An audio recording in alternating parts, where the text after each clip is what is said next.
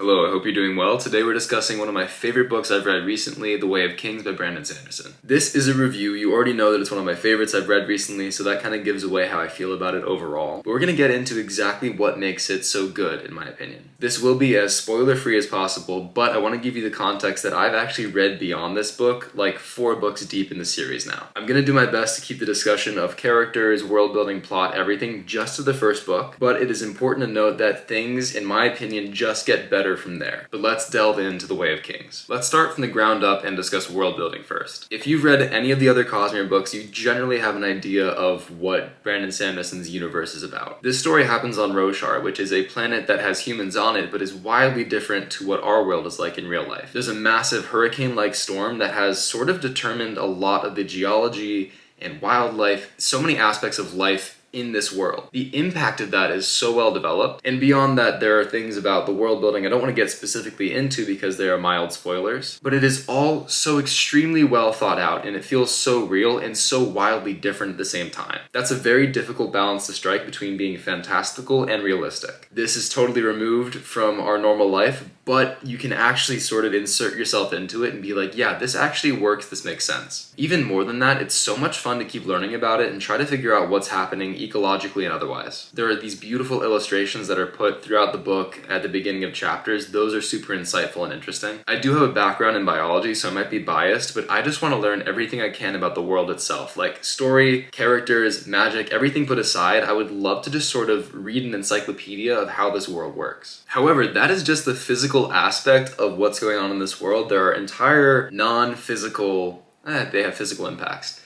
There are entire other things going on that I'm not going to get into, but they are so well developed and so interesting and so deep. You'll see what I'm talking about, but it has to do with magic and with mythology and religion, and it's Brandon Sanderson. If you know any of his other work, he loves delving into those things. And if you know how his magic systems work, if you know generally the shape of the Cosmere and what's going on in it, you can sort of guess at what I'm talking about. But if you choose to read this book, which if you're a fantasy fan, I think you absolutely should, you'll begin to discover things as he lays out this breadcrumb trail for you to figure out. And it's so wonderful to see how well constructed it is, the impact it has on the story and characterization. It's just so good. That brings me to the next point, which is the magic system. This is another thing where I don't want to get too deep into it because you actually don't find out too much about magic, or you do find out about magic.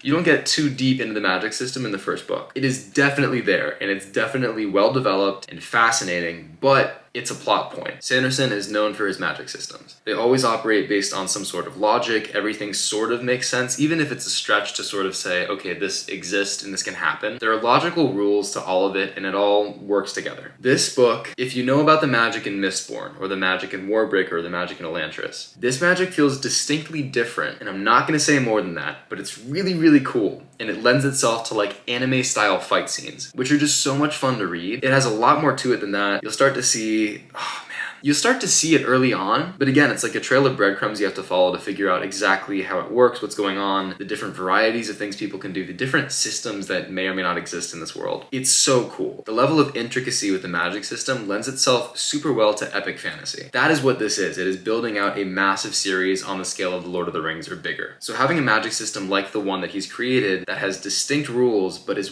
wildly imaginative is so perfect for that kind of format. I apologize for maybe being overly vague here. I just don't want to spoil any of the excitement and fun that comes with figuring these things out on your own and then having them described. Let's move on to arguably the best thing about this book, in my opinion, the characterization. This is book 1 of the Stormlight Archive, and it sort of focuses on 3 main characters: Kaladin, Shallan, and Dalinar. These have to be some of my favorite characters in fiction ever. They are complex, they're not perfect, they each battle their own internal demons, but they're doing their damn best, and I love that. Like I've talked about this before, I love when characters take the world as it is, the brutality of it, the fear of it, everything that's bad and good about existing, and they say, all right, I'm gonna do my best given all of this. These characters in particular are amazing examples of that. This book, I think, particularly focuses on Kaladin in some ways. Each character does get significant development, and you learn a lot about their backstory, who they are, why they operate the way they do. But as I moved forward through the series, I could sort of see that like certain books focused more on certain characters. Book 2 felt like it was a lot about Shallan. Book 3 felt like it was a lot about Dalinar. Those three characters are sort of just the main three to start with. It gets way bigger. When you have that many people that you are developing and experiencing and seeing the way they see the world, the traumas they experience, it helps to keep up with all of them, of course, but to sort of put one person at a time in terms of like the really deep, dark emotional development. Book 1 is Kaladin, and oh my god, he's so good. He is like top 3 characters in fiction all time for me. This dude tries so hard.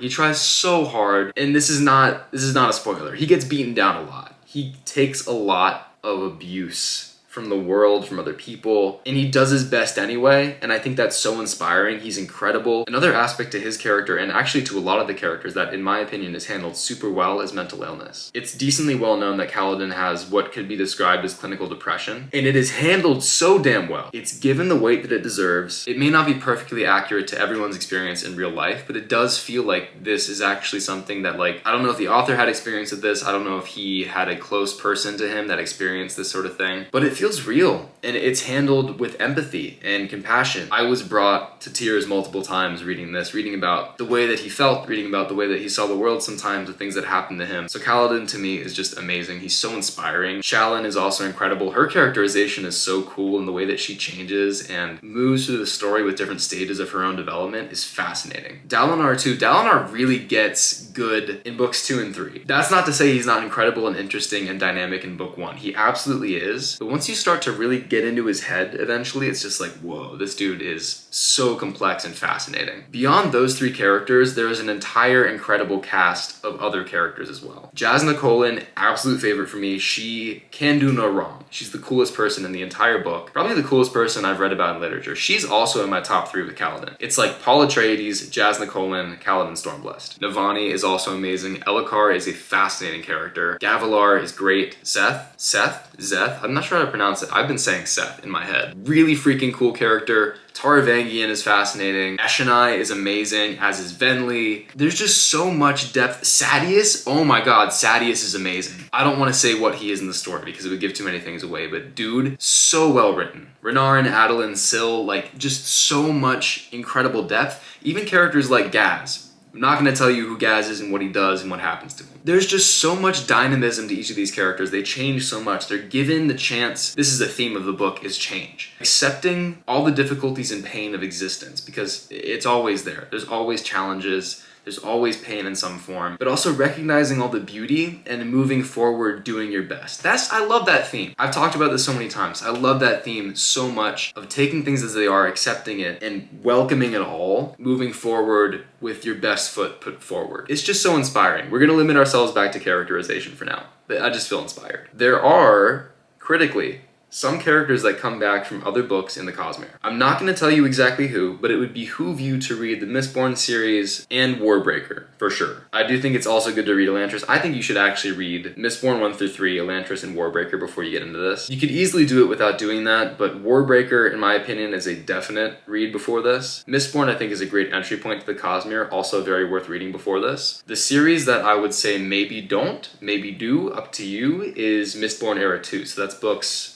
what is that, 4 through 6? No, 4 through 7. Wow, there's a lot of those. Mistborn Era 2, I'm glad I read it. It gave some context for some things that are going on. It's quite cool, actually. But yeah, you could do without that if you want to. But I definitely recommend at least reading Warbreaker and Mistborn. Also, just highlighting probably my favorite character across the board. We're not going to go into details about why or where he is, but Wit is the coolest. Moving on, let's talk about the plot. The plot is so fascinating in this book. It has twists, it has turns. More than anything, I feel like it's just something, I'll use a metaphor that you'll actually discover in the book. It's like there's layers of creme on top of an ancient ruin or an old painting or something like a mural or something. And as you scrape away the layers of creme, you just find more fascinating things, more interesting things, things that alter the characters, that alter their relationships, that alter the plot, the motivations, the conflicts. It's so freaking cool to scrape away those layers, see what's beneath, and then imagine what else is underneath there. It's like an archaeological dig of a book and a series, actually, because that construction continues beyond book 1. It's like you just keep getting depth and intrigue and fascination, and while it still moves forward, it's so cool. It's so well planned out. I think that has a lot to do with the world building and the character driving it. So it's like, if you take this amazing basis of world building, you have this extraordinary drive of excellent characterization and dynamic character development, you get this fusion between those two things that is just like a rocket ship of a plot. Freaking cool, man. It's so cool. There is something that happens with Sanderson that is lovingly referred to as the Sanderlanche. That does happen in this book. I think it happens in all of his books at this point. It's like the last fifth of the book. It just picks up pace dramatically. Not to say that the other 4/5, the other 80% are like boring by any means. There's a lot that goes on, there's a lot of development, a lot of action, a lot of fascinating things. But the last fifth of the book, you can sort of count on it being like boom, boom, boom, boom craziness. And I think it's super fun. I'm someone who likes to read things that are intriguing and have depth and take discovery and forethought and analysis, of course, and that is a lot of the book. Even in the last fifth, that is a big part of it. But I'm also someone who loves action, and I love, how do I say this? Borderline explosive realization of plot points and development, characterization, world building, all these things.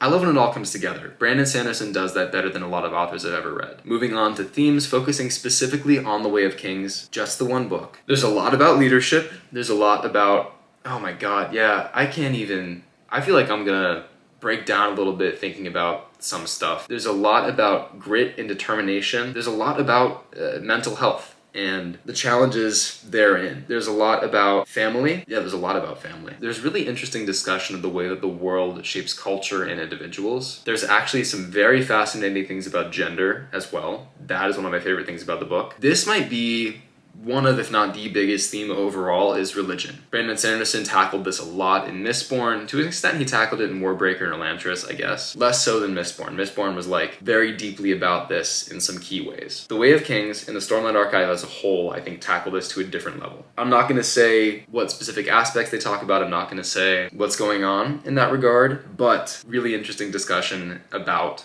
religion. I somehow feel like I'm still missing the meat of the book. Like, I've talked about so many important things that were key to my experience that I think are key to what makes the book interesting and good, or at least impactful. Maybe divisive depending on your takes on it. I think what I'm feeling is that I want to talk about the impact this has on the fantasy genre. That really feels like what I'm trying to get at right now. This to me is the best modern fantasy I've read. That's a big statement. There's a lot I have yet to read. There's a lot still coming out. Brandon Sanderson with the Cosmere in general is doing something very few people have ever attempted or done well. Stephen King is the only example I can think of. It is a big interconnected universe of stories, but each story is extraordinary and has a super high level of quality, depth, and intrigue. The Way of Kings specifically, as a book one, really incredible, extraordinary, beyond good. The Stormlight Archive, which is what it's a part of, in my opinion, is going to go down in the canon of fantasy, science fiction, fantasy fiction in general, as one of the most significant literary things, period, because of the scale. I do think that the characterization, the plot, the world building, all these things are really important and big and significant to the canon of literature in general as well. But the sheer scale of it reminds me of Dune. It feels so real, it feels so impactful, it feels so well thought out and logical. And it's freaking huge. It is a whole planet, it is a whole universe. There are groups of people like with cultures that feel significant and tangible. I just think people will look back at it for decades, if not centuries, of further literature and use it as a reference point for writing a big story that is still good at the small things, that's still good at holding characters along the way and showing their growth, but gives you this grand vision of a totally different world from ours that reflects ours in key ways and lets you think about it and then return to reality. That, I think, is the key function of any fantasy or science fiction book, is to reflect reality in the way that the author sees it and help you think about it, help you analyze it, open some doors and ask some questions. This book does that so freaking well, on a level that I experienced with Dune that I've very rarely experienced since. It's really difficult to say if any individual book from this series so far lands in my top like 3 or 5 or 10. Definitely 10, actually. I don't know. I think The Way of Kings has to be in my top 10 books of all time. A lot of people like the second book even more, even though the first book is extraordinary. Something about the first book, Kaladin,